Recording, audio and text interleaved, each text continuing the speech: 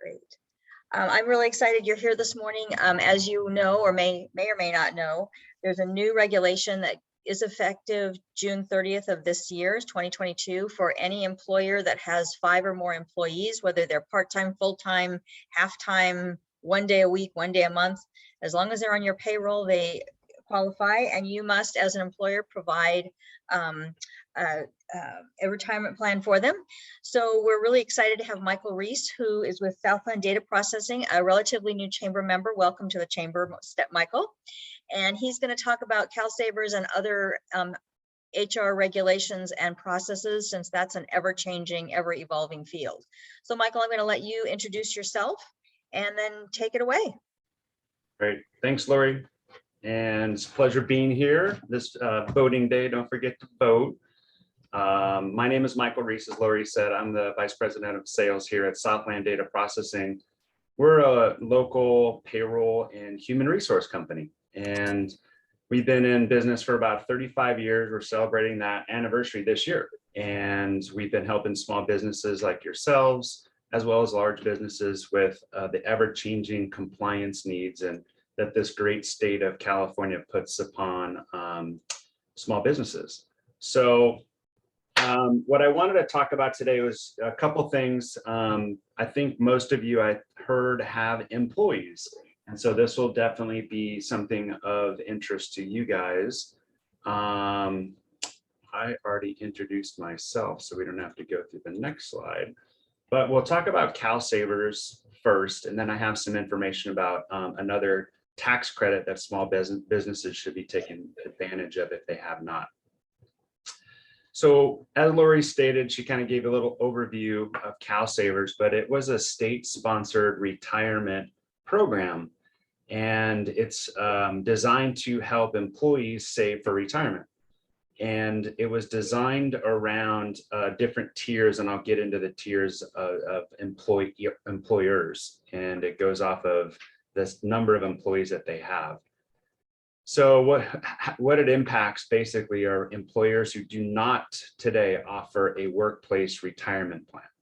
Okay, so if you do offer a retirement plan, we basically can skip this conversation. You guys are good. But what you do have to do is go to a website and register, basically say that you're exempt.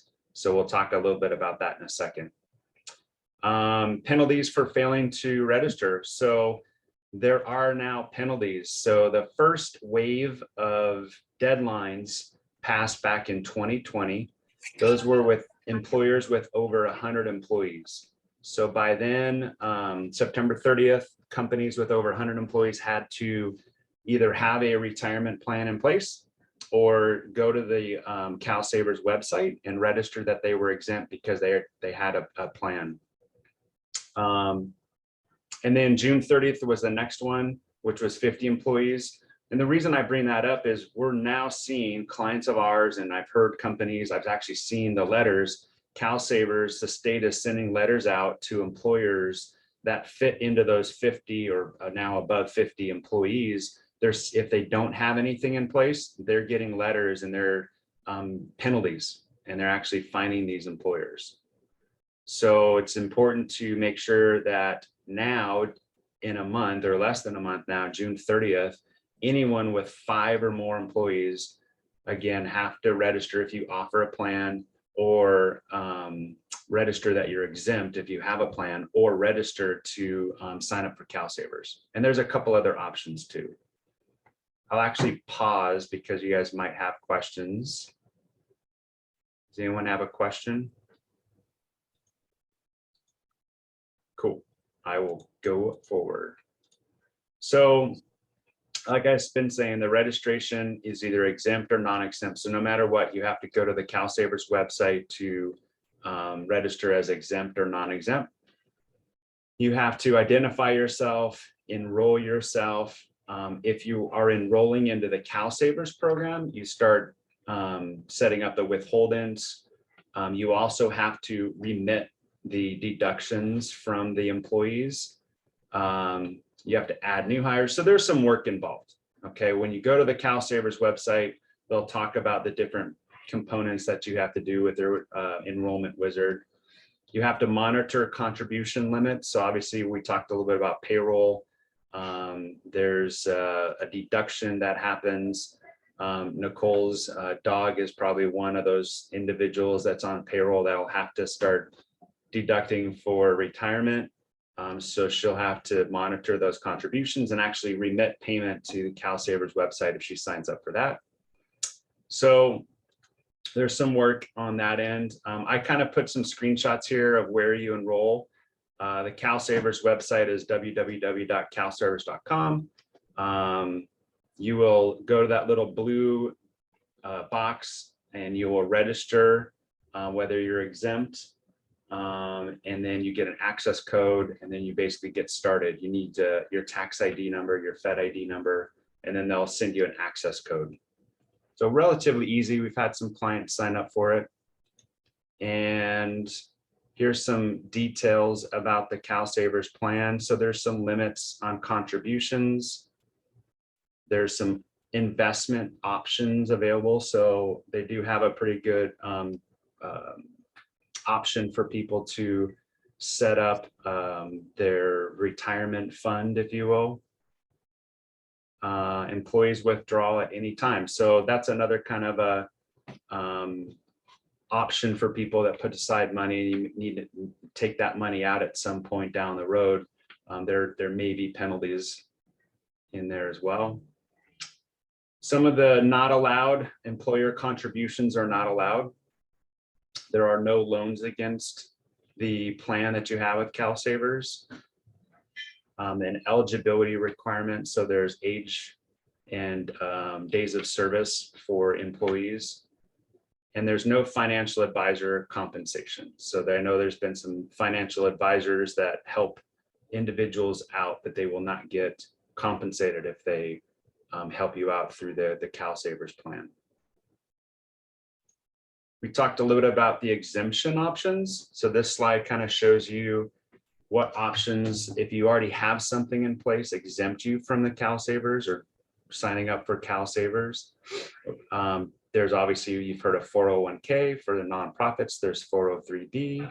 So those are your traditional 401k plans, retirement plans that you've probably heard of in the past. There's also IRAs, which are individual retirement accounts. So those are definitely an option. So if you have, your company has an IRA, or you have the ability to sign up and put some money aside with one of those mechanisms, those IRAs, your company is exempt. There's also a SEP IRA, and then there's some defined benefits or cash balance plans. So again, if your organization, if your company offers one of these, the company still has to go into the CalSavers website, register that they are exempt, and then you'll have to put why are you exempt and place one of these in the option bucket. So far, so good. Any questions? I'm not seeing any hands, Michael. So, oh, Cool. Gary's got a question. Sorry. Yeah, Gary.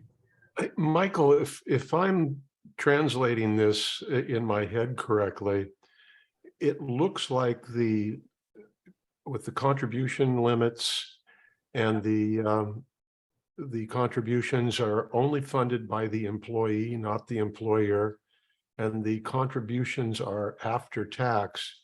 It looks like a mandated Roth IRA. You know, I believe, and I don't recall, I believe these can be pre-tax options. Oh, I don't know if we have any financial planners on there, but off the top of my head, I want to say there is an option for this. I was just reading off your deck there, so that's interesting. Thank you. Yeah, did I have that in the past?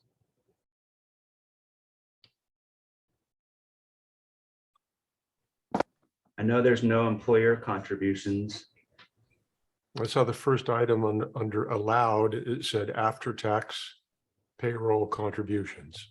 Yeah, so there, okay, after tax. Yep, you're right. I apologize. No, that's okay. I'm just seeking clarity here. That's all. Thank you. Yeah, Gary. Any other questions? Well, how about one of the Yeah, last items? Steve's got a Oh. question, sorry. Go I ahead, Steve. I have a question. So I'm an employer. I have employees. I can't put some money in for all of my employees to start it out and kick in a contribution? That's a great question. My understanding is that employer contributions are not allowed, but I'm not a financial planner. There's definitely people, and CalSavers actually has some options as well to frequently ask questions. I believe they have a help desk too to help answer those questions. But from what I recall in putting this together, that employer contributions are not allowed in this particular plan. But what I do know is we work with some financial advisors, and if that's something that the employer would like to do, there's obviously some other mechanisms that we talked about. Some of those that I believe are those IRAs, you're able to do some of those and help with contributions. So I would definitely reach out. Like I said, there's other options. CalSavers is one of those, if you will, options, and then we have other mechanisms for retirement that you can explore. Okay, cool. Thanks. Yep.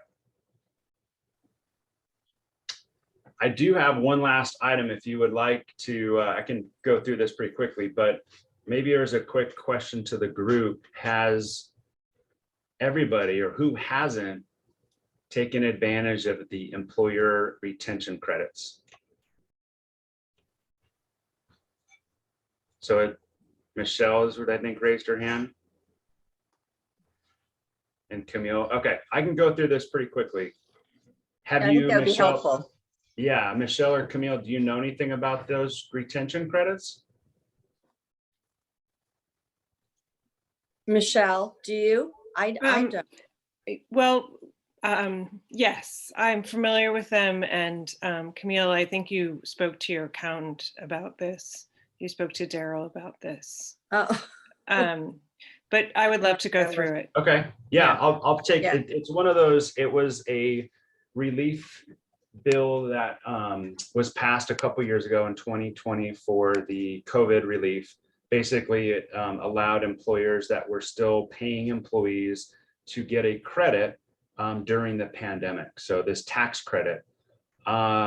I won't go into too much of the numbers part, but it can be a considerable amount of money. So we're looking at $26,000 per employee over the year 2020 and 2021. Okay. And basically how that is calculated is a math problem.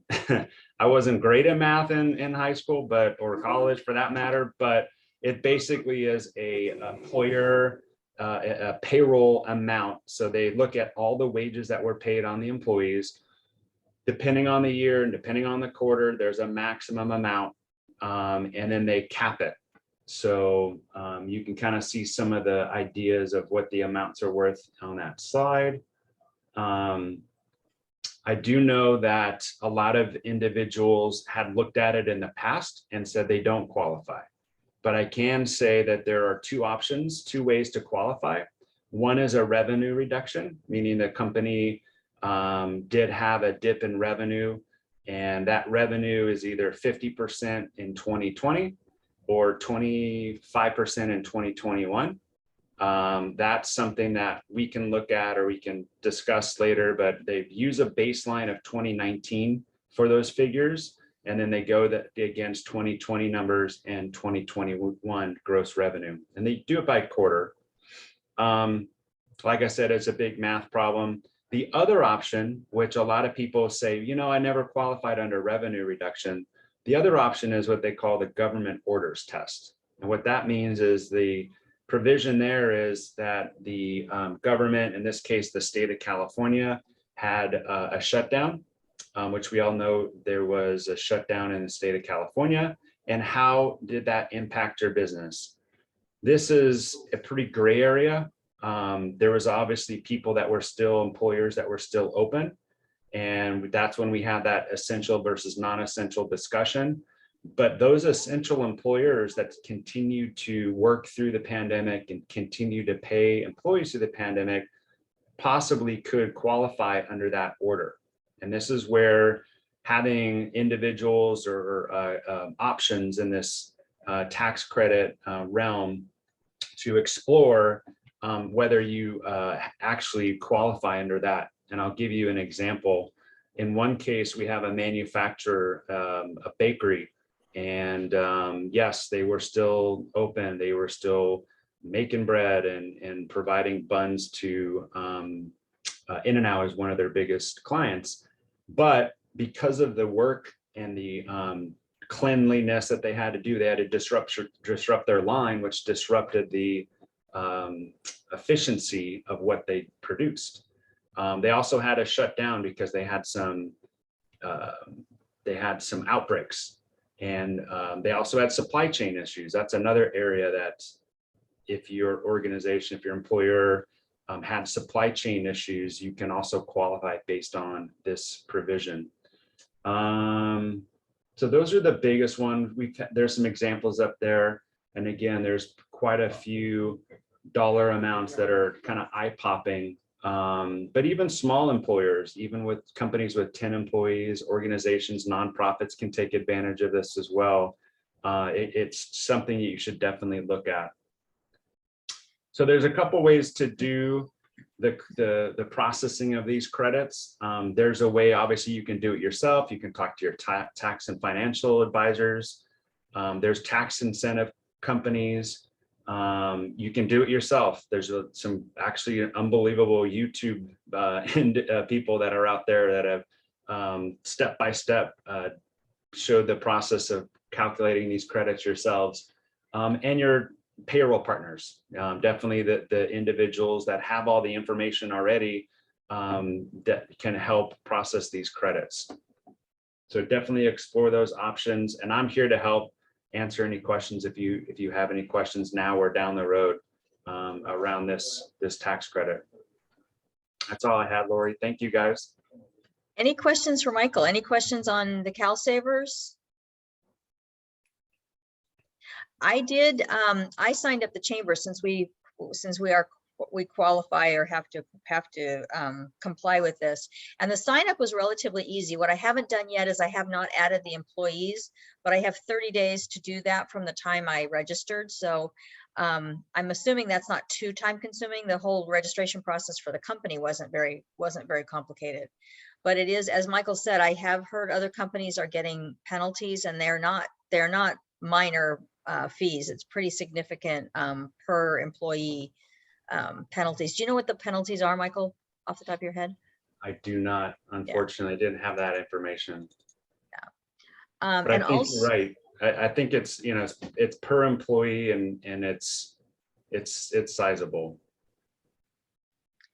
Lori, from what I remember, the meeting we went to before, it was $250 per employee, and then I think 6 months later or something like it was another 500, so up to 750 per employee. Per employee, yeah. That's consistent with my recollection too. And as Michael said, they are penalizing, so it's not something that you're necessarily going to have to be able to fly under the radar on. So Michael's available for any further questions. And the employee retention tax credit, Michael, does Southland Data Processing help a business navigate that whole process of getting that credit?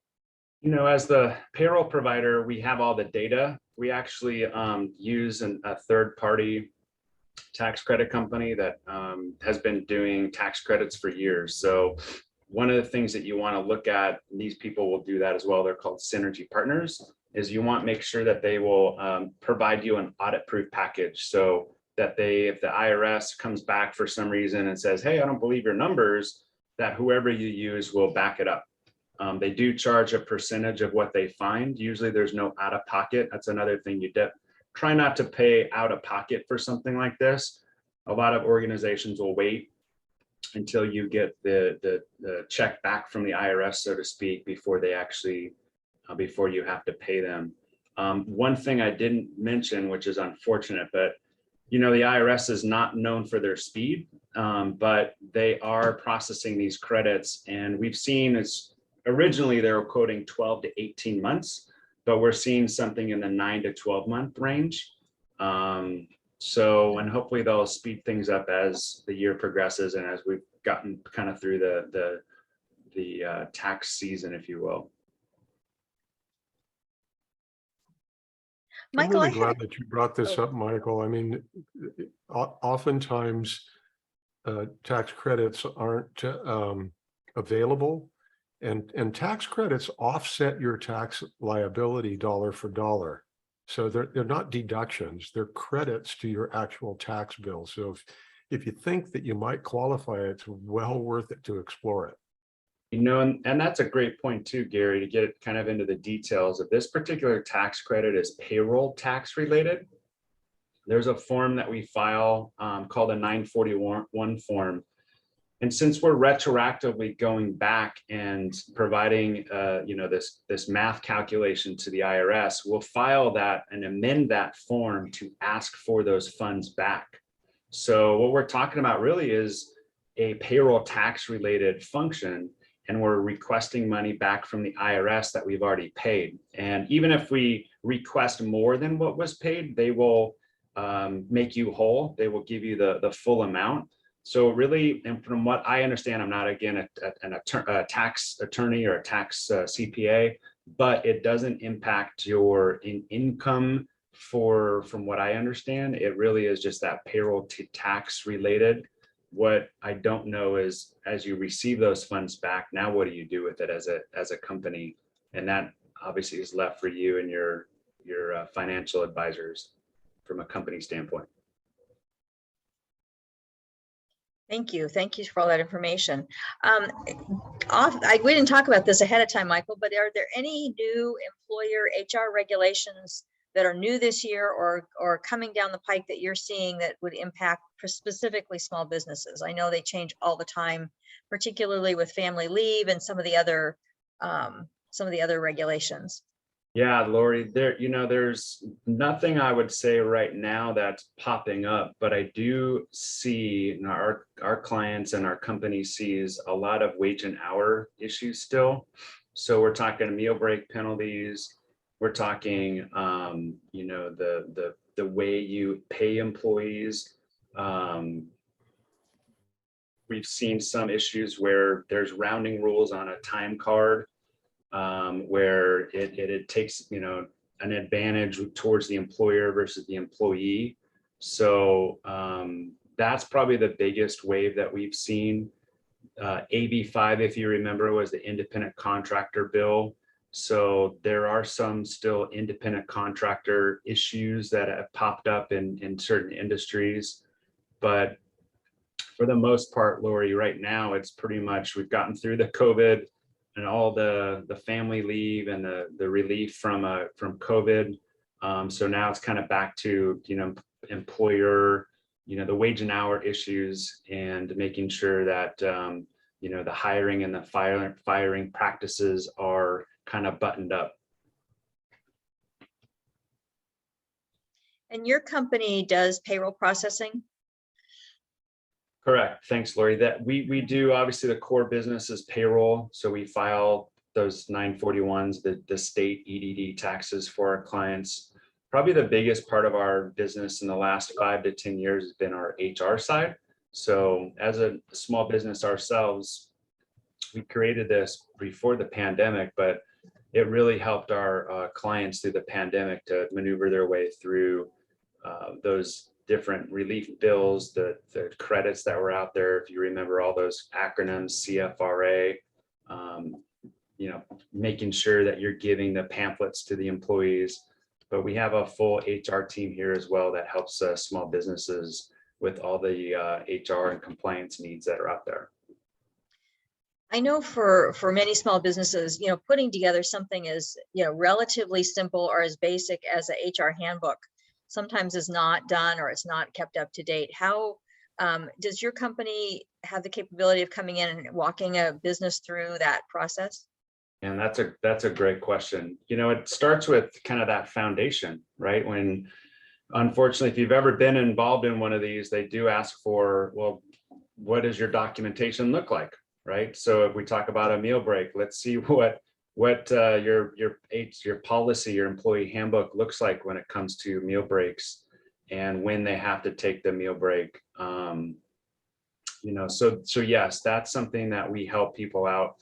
We've got a great group of people here at Southland, and our HR team will take a look at, kind of do an audit. Some obviously depends on the size of the organization. Sometimes it could be a small amount of time, an hour or two. Sometimes it's, could be a couple days to go through and sort through what you have in place today. And we give back a kind of a report card, red, yellow, green. And then we can actually help fix and shore up some problems if you need to. But job descriptions are another thing that we hear a lot. What are your responsibilities? Kind of going back to the exempt and non-exempt independent contractor thing, but exempt and non-exempt definitions are helpful if you have a job description and what this individual does and what we hold them accountable to do helps in fighting some of these claims that are out there. And I have one last question, and then I'll let someone else ask questions. It's my understanding that the minimum wage, well, the state of California, the minimum wage is scheduled to go up to $15 an hour for those employers that have 25 or more. 25 or above are already at 15. But I understand there was a clause in that bill that Governor Newsom signed that had something to do with inflation. And if the inflation rate hit a certain amount, that minimum wage now automatically goes to $15.50 no matter how many employees you have. Is that as of January 1st of 2023? Is that your understanding, Michael, or have you heard that? I don't know if we've hit that. I remember reading about it. I can pull up some information. We have a labor law attorney that helps with these types of things. I don't want to speak out of turn, but I will definitely check with Brett, is his name, Brett Strauss, and I can give you some information, Lori. You can pass it on to the team, to the members. Great. California is a great state to live in, but being an employer, it does have some of these little pitfalls. It's really good to have a go-to person or people to be able to help answer these questions. And a case in point is there are cities and counties that have different minimum wage requirements, so it could be really complicated if I have drivers, if I have people that work. Now I have work from home, right? So it all the layers of complexity really does come out when you start talking about some of these HR issues that we have to deal with. So yeah, Lori, I'm going to get back to you on that. So I want to get you the right information, and I'll get that to you shortly. Great, thank you. Morning, Mary, and morning, Gabriel. Thanks for joining us. Does anyone have any other questions or anything else about HR policies to ask? I had a question going back to the CalSavers for Michael. Sure. On the logistics, my understanding is it gets withheld at the payroll level, and then you rekey it into the CalSave, whatever the withholding is, you rekey it into the system independently. Is that how the logistics work? Or correct? A lot of payroll companies have some interfaces that can help with that.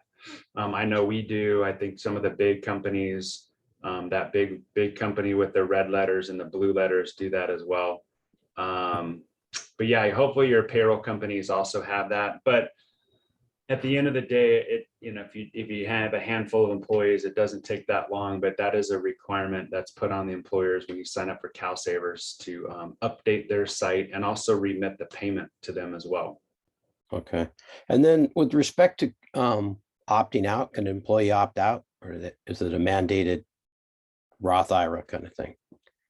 Yeah, I believe when you log in, and Lori can help me because it's been a while since I tested this out, but I believe when you put your employee information in there, it's asking for email addresses.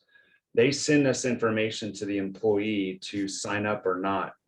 And honestly, I don't remember if they're automatically signed up. I think the request is, do you want to sign up for it? So Lori, I think you were going to be ready to talk. Yeah. Well, that's my understanding. Again, I'm not a financial expert by any means, but that's my understanding is that the employer's responsibility is to notify the employees that it's available and put all the employee information into the database. And then if the employee opts out, they can. There's no obligation for the employee to contribute or not.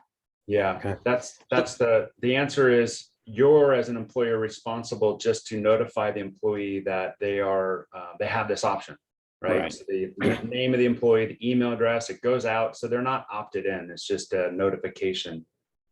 That's sent Okay. out. They're actually opted in, but they have the opportunity to opt out. Is that right, Gary? Okay.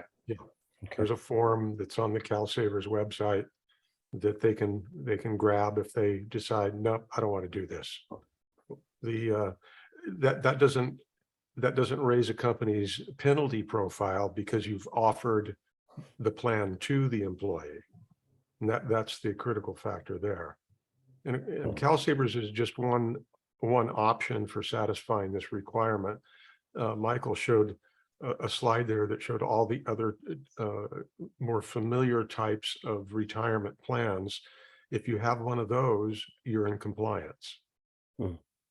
So if an employee, what's the resource if an employee comes to the employer and says, is this a good deal? Should I do it? Because their net, in the short term, their net pay is going to go down, right? And in my economy, what I understand, and I don't know, Gary, you know better, but CalSavers is pretty expensive for administration fees and they have limited options. If they were to go to a bank or something like that, they'd probably do a lot better if they set up their own Roth IRA, but I don't know. And I'm not you're an expert. I'm not. Well, Michael, if you'll permit me, I'll just take a second on that. But if an employee goes to the bank and sets up a Roth IRA, if they've opted out, the key here in this discussion is what do you do as a business owner to make sure that you're in compliance with this law that is going to be imposed on June 30th. If an employee decides to opt out and go a different direction, that's on them. And the employer should not put themselves in a position of providing financial advice to their employees around this. That, when they opt out, they're on their own or relying on their own advisor. Okay. Yeah, good. Thank you. That's a good point. Thanks, Gary. All right, anything else? Well, Michael, thank you so much for joining us this morning. It's something that I know I started getting postcards from CalSavers about 1.5 years ago. I said, yeah, I don't even know what this is. And I didn't even really pay attention until I started thinking, I better look into this. So I'm glad I don't have more than 50 employees. Otherwise I'd be in big trouble. Thank you, Well, guys. Michael's contact is with us. So if you have any questions, be sure and reach out to him or, your own financial advisor, your accountant, your tax people. They can certainly help you with it. I know our accounting firm is, helping us with all of this too. So thank you all for joining us, and we have a great rest of your week, and we'll see you in July.